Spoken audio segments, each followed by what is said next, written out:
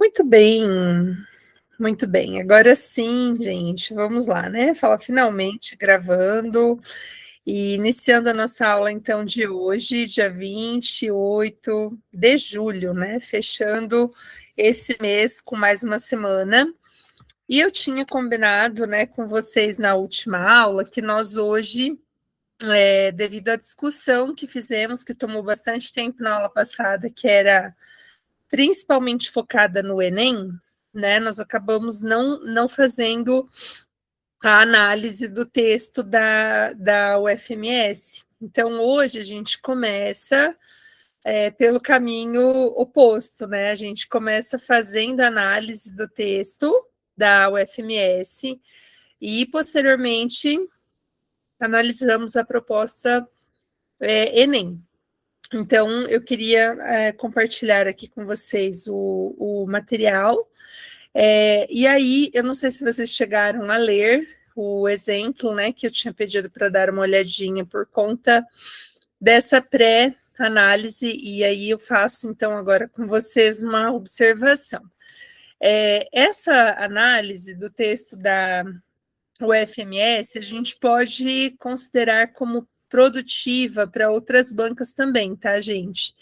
Quem elabora a prova da UFMS é a FAPEC, e a FAPEC é uma banca, então, que também vai elaborar outras provas. A gente pode incluir nessa sugestão, né, de estudo também quem faz a UEMS. Então, se você vai prestar o vestibular da UEMS, e ela também é muito parecida com a prova da UFGD, né, em termos de temática, forma de cobrança.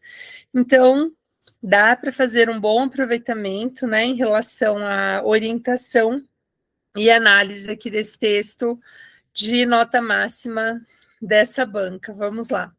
Bom, então ele está bem no início, se vocês quiserem já abrir paralelamente, eu vou tentar expandir aqui o máximo possível, mas é fato que talvez, né, na leitura aqui da tela, você não consiga ver o quanto poderia ver bem se abrisse um pouquinho mais de perto a produção, né, o texto de nota máxima aí.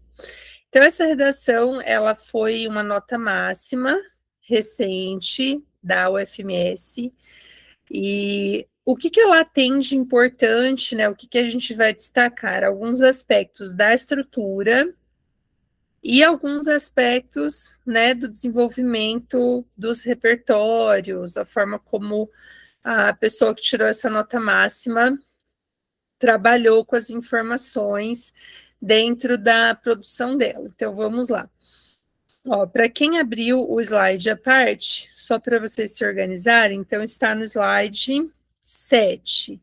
Eu vou ampliar aqui a imagem, mas se vocês quiserem, então, também fazer essa abertura paralela, tá? Daí fica a critério de vocês. Vamos lá. Então, a gente tem 4 parágrafos, né, igualmente ao padrão Enem, sendo a divisão a mesma macroestrutura, introdução, 2 desenvolvimentos e a conclusão. Só que aí a gente vai perceber que o modo como a redação é produzida tem alguns pontos diferentes em relação ao Enem, tá? Então vou lendo com vocês e a gente faz depois a orientação de composição. Vamos lá.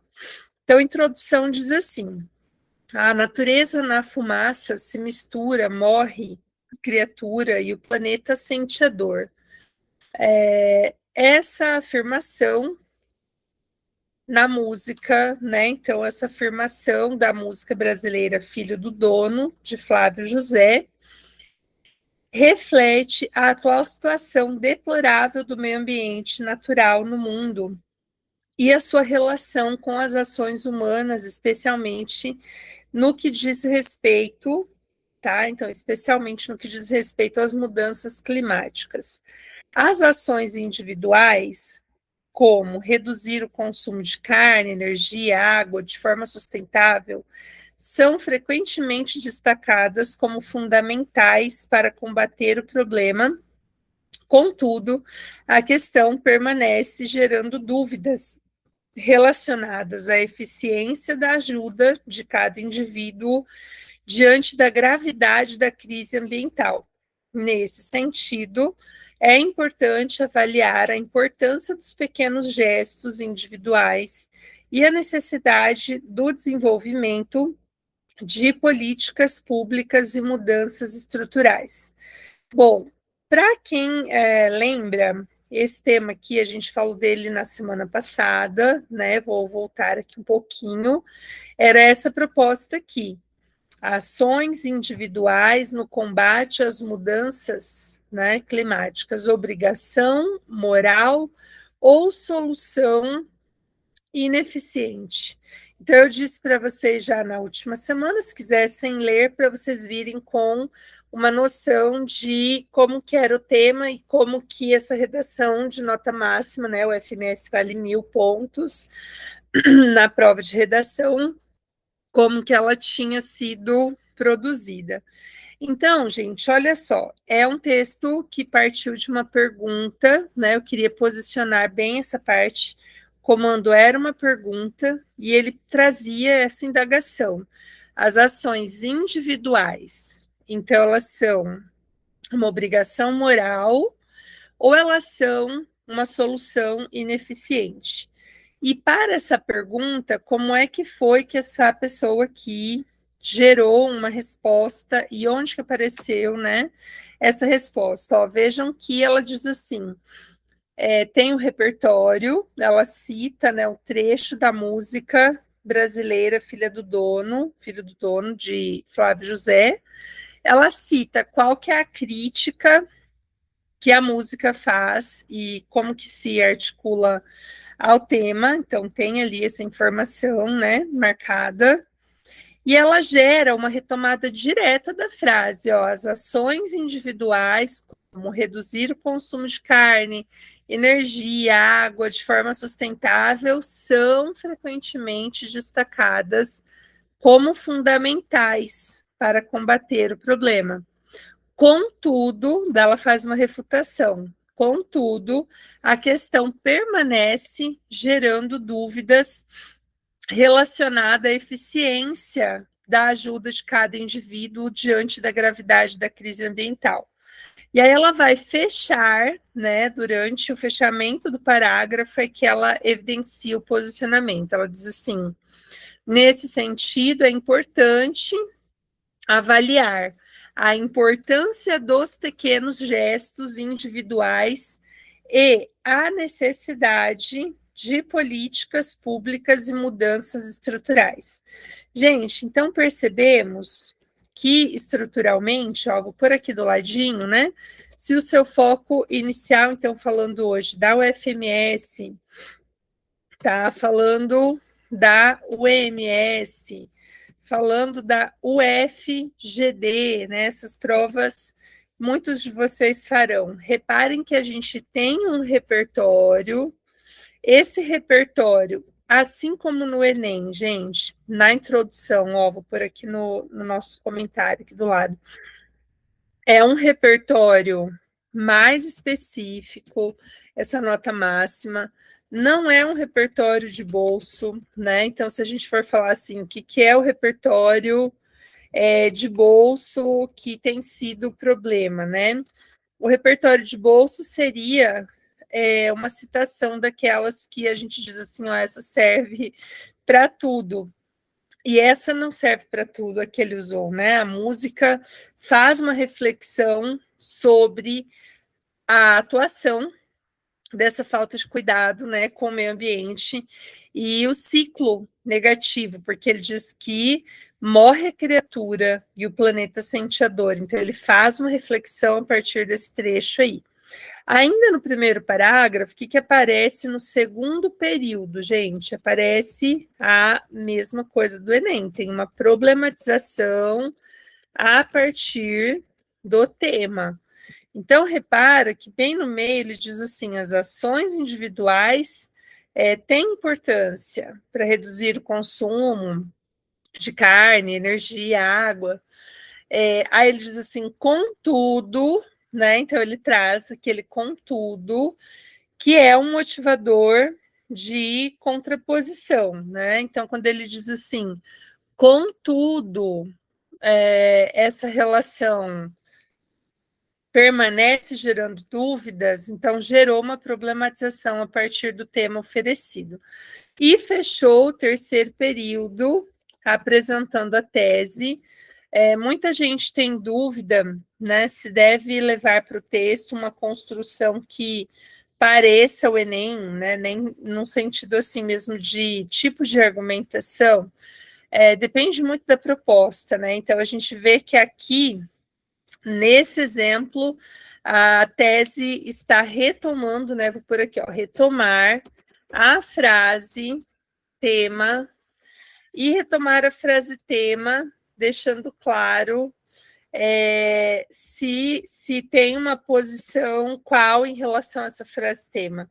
Quando é uma pergunta, que nem foi aqui uma pergunta, eu já sei que a tese ela vai ter que responder essa pergunta, ela vai ter que trazer uma resposta para isso que foi questionado. Se não for pergunta, gente, não necessariamente a gente faz esse tipo de situação, é mais realmente se a proposta trouxer uma pergunta, tá? Isso vale para qualquer banca. Agora a gente analisa a sequência dos argumentos que temos aqui no texto. Ó, vou baixar um pouquinho e deixa eu ver se cabem os dois. Eu queria que vocês, um minutinho, lessem. Vou dar um minutinho aqui de silêncio para que vocês leiam os dois parágrafos, os dois do desenvolvimento, tá? Vou por aqui, ó, ler D1 e D2, para a gente entender qual foi o caminho que essa pessoa usou e como é que ela desenvolveu essa situação de produção aqui. Vamos lá. Então, vou considerar aqui essa relação, tá? E vou propor que vocês leiam. Enquanto vocês leem, só vou ajustar um slide aqui.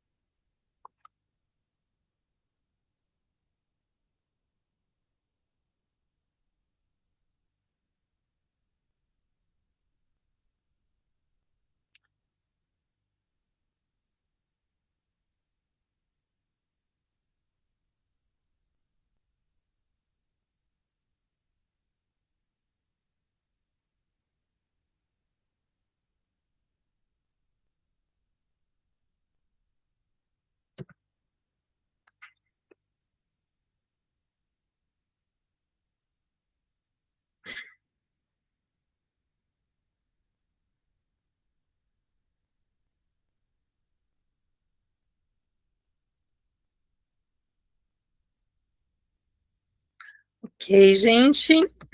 Ó, vamos lá, então. A gente conversa um pouquinho sobre a construção estrutural, então, agora. E a intenção é realmente assim, que a gente consiga fazer um esqueminha, né, de organização de leitura do que foi produzido e que isso sirva como orientação, como norte, assim, para vocês na hora de produzir o texto de vocês. Já mostro ali a proposta dessa nossa semana. Vamos lá. Bom, então ele diz assim: em primeira análise, é essencial considerar o papel das ações individuais, e aí ele diz assim: elas podem ser interpretadas como um reflexo da conscientização ambiental e um passo importante para a mudança de hábitos.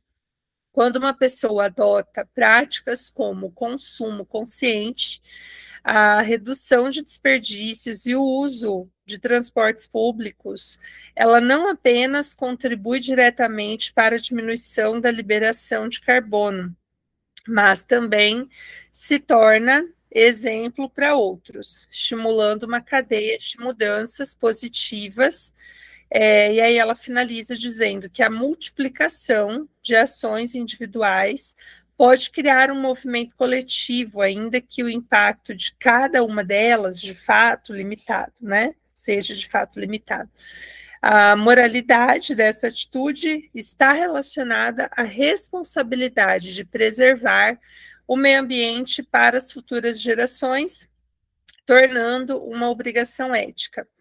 Então, a gente fala um pouquinho primeiro dessa relação proposta, e nós vemos, vamos lá, ó, como que ela articulou, gente? Tem o em primeira análise, que é uma marcação enumerativa, é um conectivo, e ela cita o argumento, ó, então a gente vai pôr aqui nos dois desenvolvimentos, tá? Você pode pôr aí D1 e D2, então a gente vai organizar para os dois desenvolvimentos, mesma estrutura, tá? Então já coloca aí, mesma estrutura, uma média de 7 a 8 linhas em cada um dos desenvolvimentos da sua redação para o FGD, para o FMS, para o EMS, tá? Então, ela tem o conectivo, né? A gente percebe ali o conectivo e o tópico frasal. Esse tópico frasal é a ideia central, né? O argumento, é aquilo que você vai desenvolver nessa redação. Gente, reparem, vou pôr flecha aqui, mas vou pôr um asterisco para você também pôr aí. Evitar, tá? Evitar, então a gente vai pôr isso como meta, assim, evitar base Enem. Então, tudo que a gente considera muito bom para o Enem, a gente evita nas outras bancas. Então, no lugar de você pôr assim, omissão estatal, negligência por parte da mídia, a gente evita porque isso realmente traria um caráter estrutural muito típico do Enem, e não é bom, né? O bom é que a gente faça realmente uma orientação que vá além dessa relação aqui, tá? E aí, logo depois da ideia central, o que ela fez? Ó, reparem que ela diz assim, quando uma pessoa adota práticas como consumo, o que ela está fazendo nessa parte, gente? Explicação, sustentação, tá? E aí ela vai encadeando suas argumentações. Então a gente pode dizer que o que vem na sequência é o que a gente chama de sustentação do argumento. Vejam que a prioridade, ela é uma explicação, tá? Então, você pode pôr sustentação ou explicação, como ficar mais fácil para você aprender e lembrar, né? Então, minha prioridade é que você lembre, que você memorize essa organização. Reparem que nesse parágrafo, o que não tem, gente? Não tem uma comprovação por citação. Tem o quê? Um exemplo. Ela vai explicar na sequência ali que essa ideia, esse modo de agir se torna um exemplo para os outros, estimula uma cadeia de mudanças positivas. Então, tem a sustentação, que é a explicação, e o que ela apresenta logo na sequência, gente? Uma consequência, ela explica uma consequência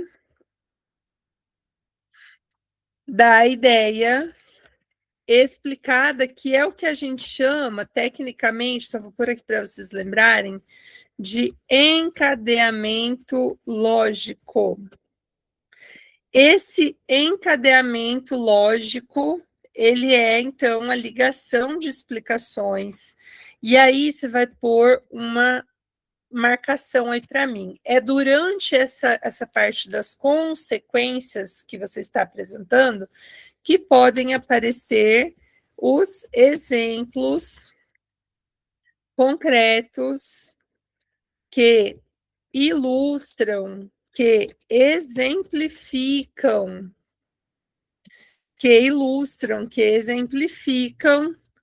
a ideia exposta. Então, quando a gente traz uma argumentação assim, a gente está priorizando o que a banca chama de desenvolvimento mais autoral. Então, por isso que as bancas estão bastante assim valorizando mais esse circular na explicação, ora trazendo um repertório curtinho, como validação, ora trazendo um exemplo concreto, que seja uma forma de concretização daquela ideia que você apresentou, e aí, fechamento do parágrafo, pode ser com logo, pode ser com isso, e você vai expor o quê? Você vai concluir o argumento. Então, vamos lá, você vai concluir o argumento, que é o que ela fez ali, ó. A moralidade dessa atitude está relacionada, tem um errinho de digitação, a responsabilidade de preservar o meio ambiente para as futuras gerações, tornando-a uma obrigação ética. Então, é um desenrolar da ideia que ela veio explicando, tá? O segundo argumento, quem leu, percebeu que ela começou com contudo. Gente, é a mesma estrutura, tá? Então, vou até voltar o chat aqui um pouquinho para quem perdeu a anotação do início. No segundo argumento, você vai pôr outro conectivo. Tem que ser o contudo obrigatoriamente? Não tem que ser o contudo obrigatoriamente. A gente só vai pôr o contudo se for um debate, né? Porque o que significa contudo? Coloca essa anotação, senão do nada vocês vão me trazer contudo nas redações, e o contudo tem um significado muito específico, né? Então, contudo é igual mas, contudo é igual porém. E ele só pode ser usado se na sua redação você tiver real intenção de usar a oposição. Então, é bem importante que vocês tenham esse cuidado. Daí aquela diz assim, contudo, a eficiência dessas ações é questionada quando se analisa a magnitude das mudanças climáticas e os interesses econômicos que ainda predominam nas grandes indústrias e governos de todo o mundo. Embora, olha outra palavrinha importante de um possível debate. O embora, então coloca ali, ó, embora, apesar, são expressões que não chegam a gerar uma oposição integral, tanto que eu anotei aqui para vocês, essas são palavras bem usadas para quando você quer propor um debate, você quer dizer, ó, tem esse lado aqui que é diferente do anterior, e ele tem um significado, né, dentro do texto que gera essa ideia da oposição, tá? Só vai pôr contudo se for um debate dentro do texto. No Enem a gente vai pôr contudo? Não vai. Não vai porque o Enem prioriza soma de argumentação. E ela trouxe o embora, trouxe a sequência explicativa, ela vai dizer que isso, né, ó, com isso, a urgência da intervenção das esferas de poder, no que tange à mitigação dessa situação, é uma realidade. Então, ela foi por um caminho de quem analisa os dois lados, criticamente, e conclui, né? Vejam que não é um Enem, mas ela trouxe uma conclusão um pouquinho mais específica para essa proposição discutida. Ela diz assim, ó, portanto, é crucial que as boas atitudes individuais não sejam vistas como solução isolada. Lá na frase tema, que era a tese, né? Mas sim como uma parte do esforço conjunto. Então, ela está voltando onde? No posicionamento. Vocês podem anotar aí, conectivo conclusivo, conclusão. Então, a gente tem, ó, na conclusão, para o OMS, para o FMS, de forma geral, tá? Para o FGD. Então, eu tenho o conectivo conclusivo, tem a retomada da tese, que é bem importante nessa problematização, e ela faz, olha na sequência, intervenção de órgãos como a ONU, ela vai abrir uma ideia de assim, ó, tem que ser resolvido isso. E aí ela vai expor um caminho de resolução, mas ela não fica presa a agente nacional, questões que mostrem que pareceria talvez uma redação padrão Enem. Então, realmente ela se afasta um pouquinho disso. Eu vou pôr aqui 2 caminhos para esse fechamento. Eu posso fazer só a síntese dos argumentos. Quando eu digo assim, ó, então isso está conectado a essa e essa situação, cita os 2 argumentos, ou, né, então, ou a proposição de uma solução mais abrangente, tá? Então, essa solução mais abrangente vai ter que aparecer muito clara, tá? Muito explícita no comando, porque senão você vai parecer que está fazendo texto para o Enem e isso não pode acontecer, em hipótese nenhuma. Gente, então vamos falar da nossa proposta da semana, que aí vocês conseguem ver a aplicação. Vamos lá. Ó, então, para essa semana, eu coloquei também 2 proposições, uma um pouquinho mais objetiva, deixa eu diminuir aqui um pouco para aparecer. Uma um pouquinho mais subjetiva e a outra menos. Ó, então, essa foi uma proposta Enem, eu quero mostrar aqui foi padrão o FMS. Então, essa aqui foi a proposta oficial. Ensino à distância, EAD, entre problemas enfrentados na modalidade e a importância do acesso à educação. Eu quero que vocês pensem um pouquinho. Essa daqui você não vai fazer para o Enem, tá? Proposta B, gente, não é para o Enem. Essa daqui, já mostro do Enem, tá? Não usar para Enem. Essa daqui a gente não vai fazer essa argumentação Enem. Então, tem ali 2 pontos. Ensino à distância, 2 pontos.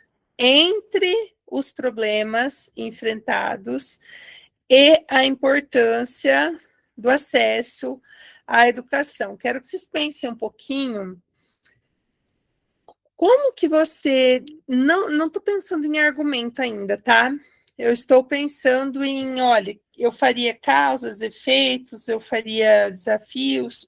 O que você faria para desenvolver essa relação, essa proposição? Você trabalharia um aspecto? O que você faria? Pense um pouquinho para vocês conseguirem fazer agora comigo aqui os apontamentos para a gente poder evoluir nessa parte. Então, se você falasse assim, olha, como que eu desenvolveria? 2 causas, 2 efeitos, um desafio, como que você pensaria essa situação de produção? Aí agora eu quero ver vocês colocando aqui. Você acha que tem que fazer um debate? Tem que propor um lado positivo, um lado negativo? O que vocês entenderam que a proposta vai exigir de vocês? Daí a pessoa atenta vai fazer certo na prova, e a pessoa mais ou menos atenta corre um sério risco de ter uma perda, né, significativa de notas se errar a leitura do comando. Então, queria que vocês me falassem aqui, vamos lá. Estou no aguardo de alguém tentar trazer, né, o que seria a expectativa dessa produção. Eu posso ter uma tese positiva e uma negativa? Ó, a Cat está sugerindo. Que palavra que eu teria que ter entre as duas, Kathleen? Ou o pessoal que está assistindo, fala para mim se vocês pensaram aí, entre os 2 parágrafos, que conectivo que vocês colocariam para estabelecer essa dinâmica entre as 2 ideias? Sob outra perspectiva ou contudo, muito bem. Olha aí, muito bem, senhora Kathleen. Ó, então a gente está falando do ensino à distância, né? O ensino à distância é o tema, EAD, vocês podem usar a sigla, Mas é importante que na primeira vez que vocês citarem a sigla, vocês usem a escrita, né, por extenso. Não tem crase entre o A ali, então a distância, né, não tem porquê, não especificou-se que distância, então a gente não poderia pôr crase nesse caso, insinuar a distância só mesmo. E aí, vamos pensar um pouquinho. Então, a Kathleen falou, gera um ponto positivo, sob outra perspectiva, o ponto negativo. Vocês conseguem ter um posicionamento sobre ensino à distância? O que é o EAD, gente? Não é, por exemplo, só você assistindo aula em casa de redação. É um tipo, né? Fala assim, a gente está aí, está remoto. Então, hoje, quando a gente pensa em EAD, a gente está pensando em cursar o ensino médio, fazer um cursinho, a distância física daquele lugar. Então, é como se eu pensasse no local como um local que é uma ponte. Eu estou lá, estou fazendo algo naquele espaço, mas virtualmente. Então, o que tem de problema? Então, você vai pensar nisso que a Kathleen falou. Então, você pode trazer, em um dos argumentos, você vai trazer um aspecto positivo, por exemplo, e no D2 você vai trazer os problemas enfrentados. Posso trabalhar dessa maneira. Então, assim, que tipo de benefício que tem o ensino à distância? A gente tem um país extremamente grande, desigual na distribuição, né, de acesso à educação. E quando a gente pensa, então, nessa relação, que seria inicialmente, olha, os pontos positivos, o alcance que tem, a quantidade de pessoas podem ser beneficiadas e ter acesso, de fato, a alguma formação educacional.